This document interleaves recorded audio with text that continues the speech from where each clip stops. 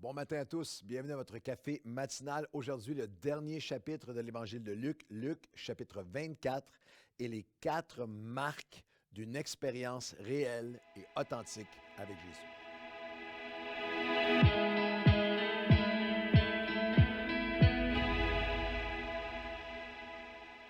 Bon matin à tous. Nous arrivons à la fin de l'Évangile de Luc et nous prions que ce soit une bénédiction pour vous, que ce soit un moteur, une étincelle pour embraser votre vie de prière et renouveler votre amour pour la parole de Dieu. C'est tout préparé pour vous. La parole, elle est vivante. Alors, quel que soit le mois, l'année où vous allez commencer le cheminement, l'aventure, le pèlerinage dans l'Évangile de Matthieu et traverser avec nous, je crois qu'à chaque chapitre, l'Esprit de Dieu peut toucher votre cœur parce que la parole est vivante. Lorsque nous sommes dans Luc chapitre 24, c'est le matin de la résurrection. C'est le premier jour de la semaine. C'est la résurrection de Christ.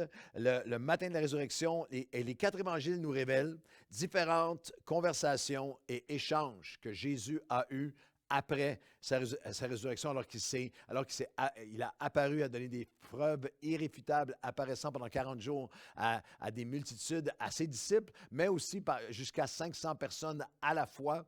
30 ans plus tard, lorsque les épîtres sont écrits, l'apôtre Paul dira, il y a des gens d'entre vous vous êtes encore là, vous êtes vivants et vous étiez là, vous avez côtoyé, vous avez côtoyé des gens qui ont rempli Jérusalem de la nouvelle que Jésus est ressuscité, l'ont vu ressuscité. Lorsqu'on regarde les portions des évangiles où on nous rapporte les différents échanges et conversations de Jésus avec ses disciples après la résurrection, mais seulement Luc, et ce chapitre 24, seulement Luc souligne une conversation qui a pris place en fait à une douzaine de kilomètres hors de Jérusalem, sur la route d'Emmaüs. J'aurais pu intituler ce café matinal « Il y a un feu qui brûle, qui a pris place. Il y a un feu à 12 kilomètres de Jérusalem le matin de la résurrection et ce n'est pas une scène de pompiers, il n'y a pas de propriété endommagée, il n'y a pas personne prisonnier dans les flammes, il n'y a pas de perte de propriété ou de vie. Au contraire, il y a des cœurs qui s'embrasent pour Dieu et le royaume de Dieu, alors que Jésus va rejoindre les disciples et marcher avec eux, le Christ ressuscité, sur la route d'Emmaüs. Et dans ce dernier chapitre de l'Évangile de Luc, en ce matin, cette journée de la résurrection, il y a 4 marques d'une relation réelle et authentique avec le Christ ressuscité. Ce n'est pas une liste exhaustive, mais 4 marques qui sont indéniables, qui sont immanquables et indispensables. Si tu veux savoir si tu as ou si tu veux discerner si quelqu'un a une véritable relation authentique avec le Christ ressuscité, ces 4 marques doivent être présentes dans sa vie. Elles sont immuables, elles n'ont jamais changé au fil des siècles. Et c'est très important parce que, alors que nous sommes dans les temps de toutes les époques, ça a été une réalité, mais alors que nous sommes dans les temps de la fin, c'est prophétisé qu'il y aurait un vrai évangile et faux évangile. Vrai témoignage de salut et des témoignages qui sont faussés, que des multitudes auraient une apparence de piété, mais renieraient même ce qui en fait la force. Alors, une apparence religieuse, même des textes assez saisissants, comme dans les évangiles, lorsque Jésus dit, en ces temps-là, et au jour du jugement, il y a des gens qui vont se présenter devant Dieu et ils vont dire « Seigneur, Seigneur ». Ils vont avoir le langage chrétien, ils vont dire « Seigneur, Seigneur », et même ils vont avoir non seulement le langage, mais ils vont avoir toutes sortes de déclarations qui sont propres à des gens qui sont religieux, qui sont dans le monde chrétien ou évangélique. Ils vont dire, nous avons chassé des démons, nous avons prié pour des malades, nous avons dit Seigneur, Seigneur, nous avons. Et Jésus dira à certains, éloignez-vous de moi, je ne vous ai jamais connu. Alors c'est extrêmement important d'avoir des marques, d'avoir des repères, d'avoir des marqueurs, d'avoir des marques d'une relation. Qu'est-ce qu'une relation sincère avec Christ ressuscité produit dans nos vies? Et on retrouve ça dans Marc chapitre 24. Je vais lire la première portion. Il y a 4 marques que j'aimerais regarder avec vous. Et la marque numéro 1, c'est qu'une vraie relation avec Jésus sera toujours basée sur les Écritures, sur la parole de Dieu. Et on va lire une portion un peu étendue du texte. C'est le matin de la résurrection et au verset 13 de Luc 24. « Et voici ce même jour, 2 disciples allaient à un village nommé Emmaüs, éloigné de Jérusalem de 60 stades, une douzaine de kilomètres. Ils s'entretenaient de tout ce qui s'était passé. Pendant qu'ils parlaient et discutaient, Jésus approcha et fit route avec eux. » Jésus s'approche de toi, il fait route avec nous encore aujourd'hui. Mais leurs yeux étaient empêchés de le reconnaître. Et nous aussi, il y a plein de choses qui peuvent empêcher nos yeux de le reconnaître. Il leur dit, « De quoi vous entretenez-vous en marchant pour que vous soyez tout tristes? » Et l'un d'eux, nommé Cléopas, lui répondit, « Es-tu le seul? » Il parle au Christ ressuscité. Il lui dit, « Es-tu le seul qui séjournant à Jérusalem ne sache pas ce qui est arrivé ces jours-ci? » « Quoi? » leur dit-il. Et ils lui répondirent, « Ce qui est arrivé au sujet de Jésus de Nazareth, qui était un prophète puissant en œuvre et en parole devant Dieu, devant tout le peuple, comment les principaux sacrificateurs et nos magistrats l'ont livré pour le faire condamner à mort, ils l'ont crucifié. Nous espérions que ce serait lui qui délivrerait Israël, mais avec tout cela, voici le 3e jour que ces choses se sont passées. Il est vrai que quelques femmes d'entre nous ont été fort étonnées s'étant rendues le matin au sépulcre, n'ont pas trouvé le corps. Elles sont venues dire que des anges leur sont apparus et annoncé qu'il est vivant. Quelques-uns de ceux qui étaient avec nous sont allés au sépulcre. Ils ont trouvé les choses comme les femmes l'avaient dit, mais lui, ils ne l'ont pas vu. Alors Jésus leur dit, « Ô hommes sans intelligence et dont le cœur est lent à croire tout ce qu'ont dit les prophètes, la parole de Dieu, les Écritures. Ne fallait-il pas que le Christ souffrit ces choses qu'il entra dans sa gloire? » Et commençant avec Moïse et tous les prophètes, il leur expliqua dans toutes les Écritures ce qui le concernait. C'est la première marque d'un vrai salut, d'une vraie relation avec Christ, c'est qu'elle doit être dans les Écritures, elle doit être basée sur la parole de Dieu. C'est la parole de Dieu qui ouvre les yeux de nos cœurs. Leurs yeux étaient empêchés de le reconnaître au verset 16. C'est la parole de Dieu qui est une lampe à nos pieds. C'est la parole de Dieu. Quelque expérience que ce soit, qui est raconté ou qui est témoigné, qui est hors de la parole de Dieu, n'est pas une expérience réelle avec Christ. Et non seulement pour le salut, c'est par la foi vient de ce qu'on entend vient de la parole de Dieu, mais à chaque saison de ta vie, à moins que tu ne fondes ton expérience sur la parole de Dieu, tu es en danger. La première marque d'une vraie relation avec Christ, c'est que j'ai une relation avec la parole de Dieu. L'homme ne vivra pas de pain seulement, mais de toute parole qui vient de la bouche de Dieu. C'est la parole de Dieu qui nous ouvre les yeux quand nos yeux sont empêchés de voir par les circonstances de la vie. C'est la parole de Dieu qui corrige et nous oriente vers son vrai royaume. Au verset 21, ils ont dit, « Nous espérions que ce serait lui qui délivrerait Israël. » Ils avaient de fausses compréhensions. Ils pensaient que Jésus venait pour les libérer de Rome et faire un règne politique, un règne économique, alors que son royaume est un royaume spirituel, un royaume éternel. Et encore aujourd'hui, il y a des larges pans, larges segments du corps de Christ, de croyants, dans un évangile d'hyper-prospérité qui croit en fait que Dieu est là pour, que Jésus est là pour leur avancement politique ou humain ou économique ou social sur cette terre seulement, alors qu'il veut aller tellement plus profondément, son royaume est éternel. C'est la parole de Dieu qui corrige et nous oriente vers son vrai royaume. C'est la parole de Dieu qui doit valider ou invalider ce que nous entendons. Il est vrai que quelques femmes d'entre nous nous ont étonnés en racontant un témoignage que c'est seulement à travers le spectre, à travers le filtre de la parole de Dieu que tu dois interpréter et que tu dois valider ou invalider toutes sortes de témoignages d'expériences en ligne, de toutes sortes de gens qui racontent toutes sortes de trucs, de ce qu'ils ont vécu avec Dieu. Lorsque des mouvements viennent un après l'autre, ou des gens parlent, par exemple, de manifestations du Saint-Esprit qui ne sont pas dans la parole de Dieu, que nous ne retrouvons pas dans les Écritures. C'est seulement la parole de Dieu qui doit être ton juge, qui doit être ton barème, qui doit être ton évaluation de validation ou d'invalidation des témoignages que nous entendons. C'est la parole de Dieu qui fortifie notre foi. Au verset 25, Jésus dit, « Vous êtes des hommes avec un cœur qui est lent à croire. » Les disciples eux-mêmes ont eu ce moment de confession limpide. « Seigneur, augmente notre foi. » Notre foi est nourrie par la parole de Dieu. Il y a beaucoup de croyants qui sont affamés spirituellement, amaigris, affaiblis spirituellement parce que tu ne te nourris pas de la parole de Dieu. C'est la parole de Dieu qui fortifie parce que humainement, nous sommes lents à croire. C'est la parole de Dieu entière, l'Ancien et le Nouveau Testament, qui nous révèle toute la magnitude du plan de Dieu. Au verset 27, commençant avec Moïse et tous les prophètes dans l'Ancien Testament. Il leur expliqua dans toutes les Écritures ce qui les concernait. Il y a des mouvements modernes qui veulent renier l'Ancien Testament.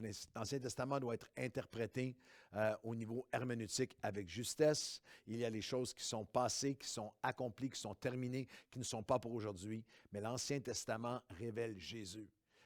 L'Ancien Testament est important et rempli de vérités bibliques. En fait, si nous sommes christocentriques, nous allons épouser la parole de Dieu en entier. Toute écriture est inspirée de Dieu et utile pour notre édification. Ceux qui s'éloignent ou se distancent de l'Ancien Testament s'éloignent et se distancent de Jésus.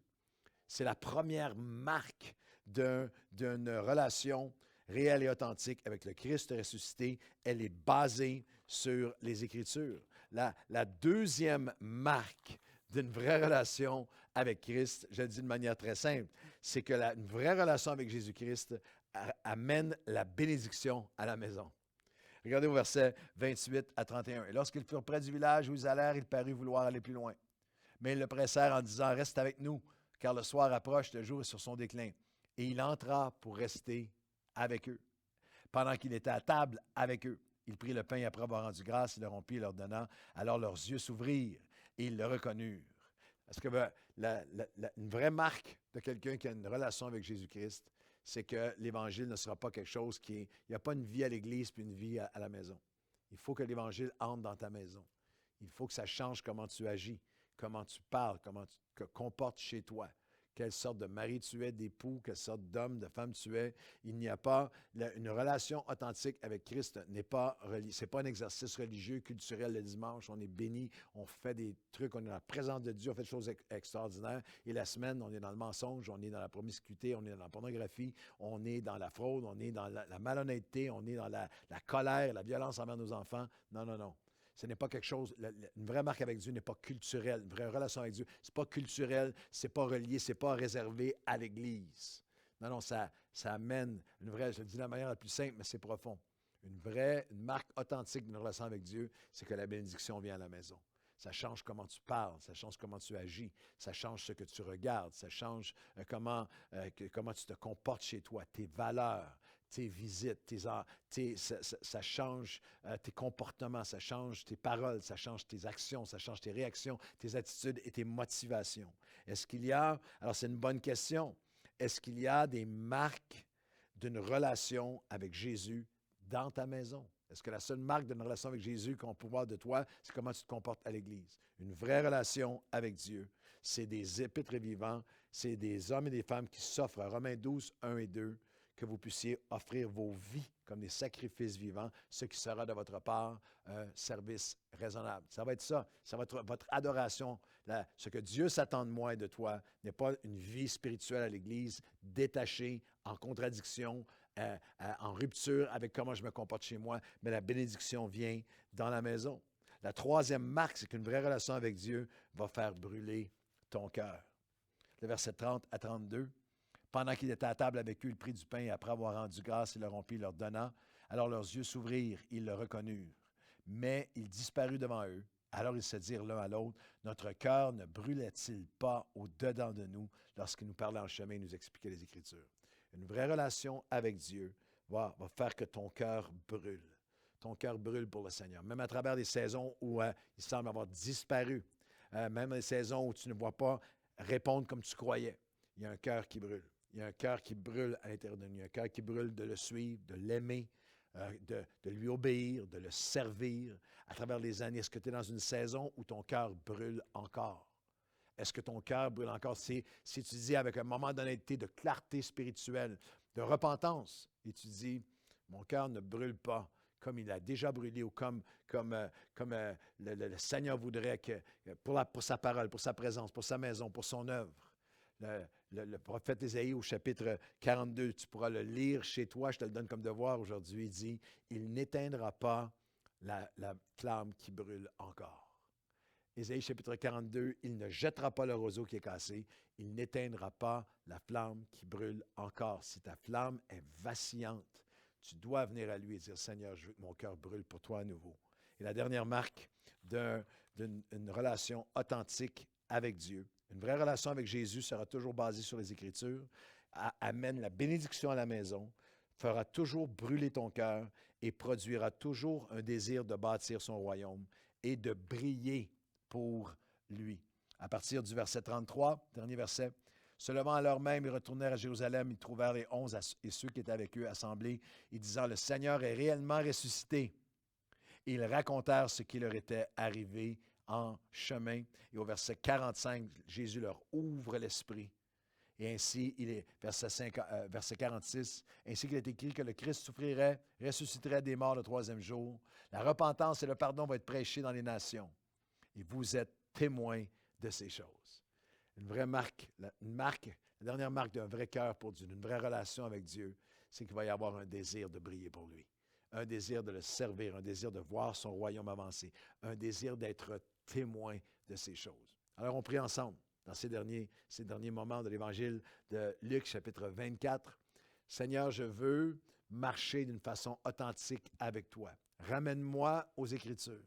Une vraie relation avec toi va être basée sur les Écritures. Je veux retourner à ta parole. Je veux retourner à la lire, à la vivre, à la prier, à la voir faire son œuvre en moi de transformation. Seigneur, je veux cette relation réelle avec toi qui n'est certainement pas limitée à ce qui se passe à l'Église ou en ligne, regarder des podcasts ou des prédications. Non, Seigneur, je te prie que ta parole entre dans ma maison, que ta bénédiction entre dans ma maison, qu'il y ait des évidences que je suis un homme, une femme de Dieu, que je marche avec toi dans ma vie de tous les jours, dans ma maison. Moi et ma maison, nous servirons l'Éternel. Et Seigneur, je veux une relation vraie avec toi. Fais brûler mon cœur à nouveau. Tu ne jetteras pas le roseau qui a été cassé. C'est quelque chose qui a été cassé en moi. Si ma flamme est vacillante, je viens à toi, ranime la flamme. Je veux que mon cœur brûle encore pour toi. Et Seigneur Dieu, je veux prier pour toi. Si j'ai arrêté de désirer prier pour toi, te servir, bâtir ton royaume, apporter ma contribution, mes talents, mon temps, ma passion, mes ressources, à bâtir ton royaume, à être témoin de ces choses, viens faire ton œuvre à nouveau. Je veux cette relation authentique avec toi jusqu'à ton retour et mon dernier souffle, jusqu'à ce que je me présente devant toi, dans le nom de Jésus. Amen et amen.